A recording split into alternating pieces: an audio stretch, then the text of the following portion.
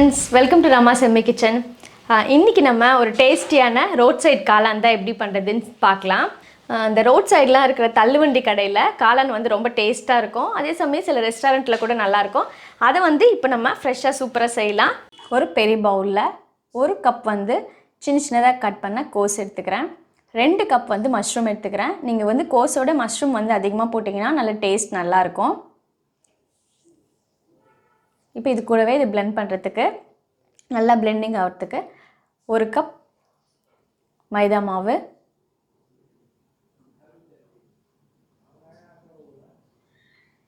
1/4 cup சோள மாவு, அதாவது கார்ன்ஃப்ளவர் மாவு 1/4 கப்பு, 1 டேபிள் ஸ்பூன் காரத்தூள்.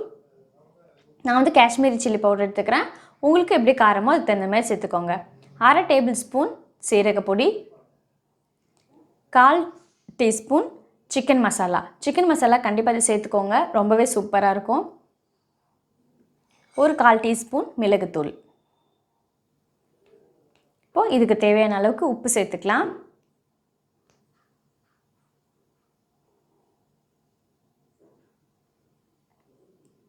மசாலா எல்லாம் சேர்த்துட்டு நல்லா எல்லா இடத்துலையும் படுற மாதிரி ஃபஸ்ட்டு ஒரு வாட்டி நல்லா கலந்துக்கலாம். இது கூடவே கொஞ்சம் கொஞ்சமாக தண்ணி தெளித்து நம்ம பிசைஞ்சிக்கலாம். ஃபஸ்ட்டு எடுத்தோடனே நிறைய தண்ணி ஊற்றிடக்கூடாது.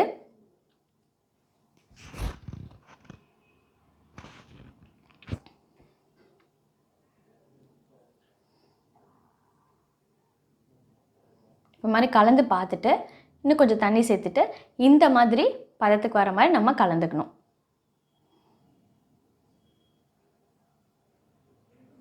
இப்போது எண்ணெய் நல்லா காஞ்சாச்சு. நம்ம செஞ்சு வச்ச அந்த கலவையை கொஞ்சம் கொஞ்சமாக போட்டு பகோடா மாதிரி பொரித்து எடுத்துக்கலாம்.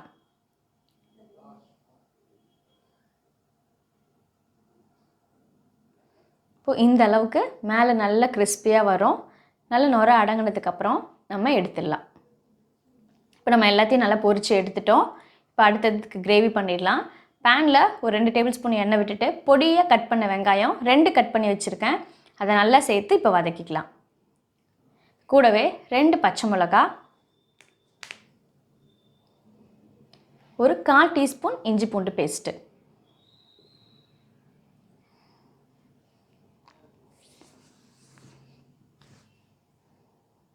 இது நல்லா வதங்கினதுக்கு அப்புறமா மீடியம் சைஸ் 2 தக்காளி நல்லா பழமாக பொடியாக கட் பண்ணதை இது கூட சேர்த்துட்டு நல்லா வதக்கிடலாம். மூடி போட்டு நல்லா வேகட்டும். நல்லா எண்ணெய் பிரிஞ்சு வந்து வதங்கிடுது. இப்போ இதில் ஒரு 1/4 டீஸ்பூன் மஞ்சள் பொடி சேர்த்துக்கலாம். ஒரு 1/4 டீஸ்பூன் மிளகாய்த்தூள், ஒரு 1/4 டீஸ்பூன் மிளகுத்தூள், இல்லை கொஞ்சமாக சிக்கன் மசாலா. இப்போ இதுக்கு தேவையான அளவுக்கு உப்பு. இந்த மசாலாவை நல்லா எண்ணெயிலே ஒரு வாட்டி வதக்கிடுங்க.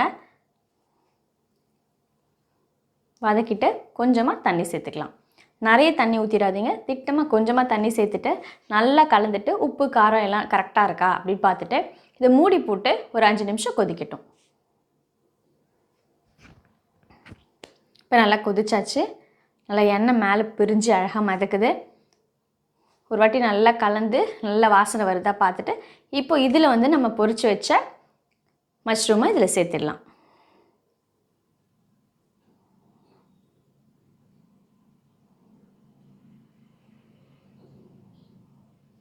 மஷ்ரூம் சேர்த்துட்டு நல்லா அந்த கிரேவியும் மஷ்ரூமும் நல்லா ஒன்றா கலக்கணும்.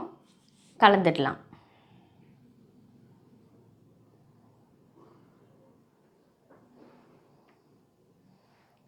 இப்போது நல்லா ஒன்றா கலந்தாச்சு.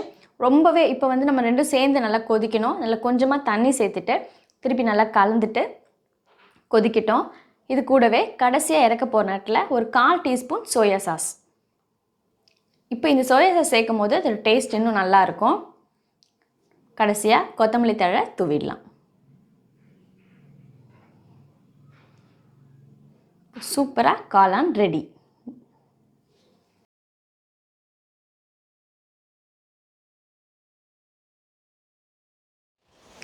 இப்போது நல்லா சூப்பராக சுட சுட ரோட் சைட் காளான் ரெடி ஆகிடுது. நல்லா ஜோன் மழை பெஞ்சிட்ருக்கு. இதோட நாங்கள் என்ஜாய் பண்ண போகிறோம். கண்டிப்பாக இந்த ரெசிபி உங்களுக்கு பிடிச்சிருந்தா நம்மளோட ரமாஸ் யம்மி கிச்சன் சேனலை சப்ஸ்கிரைப் பண்ணுங்கள். அடுத்த ஒரு சூப்பரான டிஷ்ஷில் நான் உங்களை சந்திக்கிறேன். பாய்.